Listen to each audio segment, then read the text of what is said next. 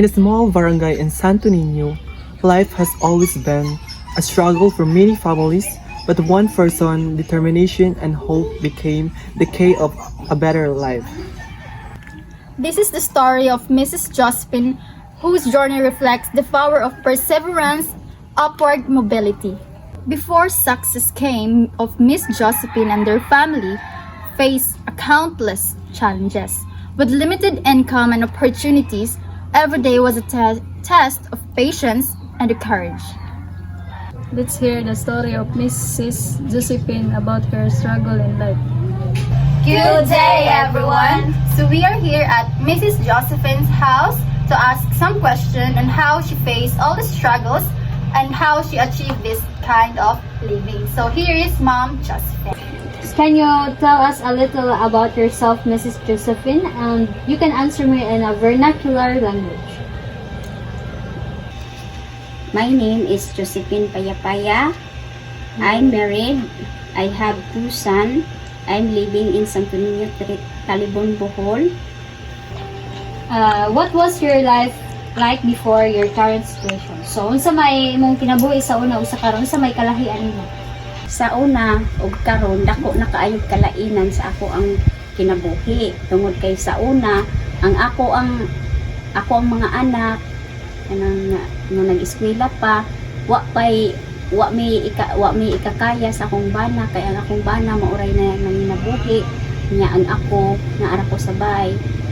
Karon nabintaha na ang amo ang kinabuhi karon kay ako ug ang humbana naa nay trabaho ug ako sad nasad ko'y negosyo manang kami karon nakasurvive na jud sa among kalisod sa una. What was your family's main source of income before? So, unsa may inyong panginabuhian sa una? Sa una ang akong bana security guard nya 170 ang adlaw. Sa karon te kanang unsa may ang trabaho ron? Karon naa na siya sa niya usa na siya ka surveyor. Then ang adlaw niya is 550 per day. So dako okay ra ba siya kanang makakuha na ba sa inyo ang kanang pangadlaw-adlaw? Sa kana nga sweldo nga adlaw kuwang ra sa pang-adlaw-adlaw nga gastos diri sa amo nya sa karon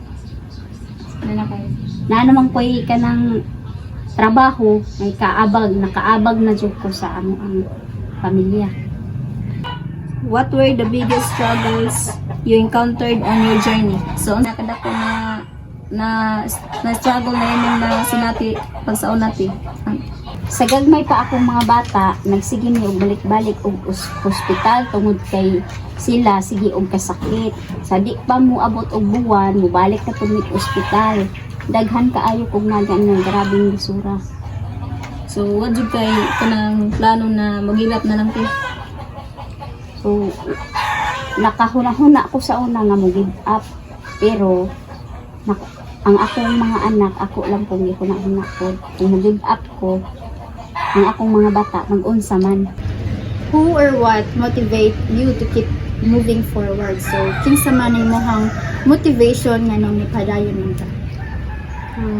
Ang akong mga anak, may usas, may pinaka-dakong motivation ako, kung inspiration. So, palangga dyan yung mga bata, no? Kay nang tungod nila, nipadayon ka. So, how did your family support you during those times? So, sa katong sa galisod pa mo like katong balik-balik mo hospital tungod kay sig kasakit ng mga anak. So, ginasuportaan ba kasi ng pamilya ato wala ba kanila libiyaan, ginakuan kanila cheer up na makaya ra nimo? Oo, sa katong nga time, ang akong pamilya maog yung nag-support nako. Wala gyud ko nila biyae. Nga sigihan ko nila istorya nga kaya na imo. Kaya lagi na imo. Naarami sa imong ano. So, what opportunities or programs help you change your life? Business. O ang trabaho sa kumbana. What goals or dream do you still want to achieve? Ano yun? Ang ako ra yung gipangandoy nga akong mga anak makalampo silang pag-eskwela, makatrabaho sila og maayong trabaho. Then makapundar pod sila og sakto.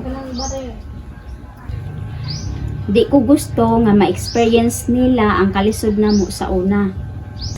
What advice can you give to others who are still struggling? Ano sa may advice ni mo tayo sa mga tao nga naglisod pa karon? Ako ika-advise sa mga tao nga naglisod tihapon karon.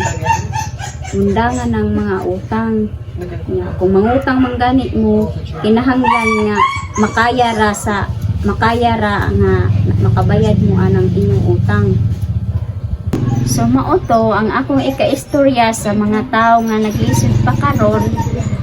Padayon lang mo sa inyong kinabuhi ug ayaw mo kalimot sa pag-ampo sa Ginoo matag adlaw.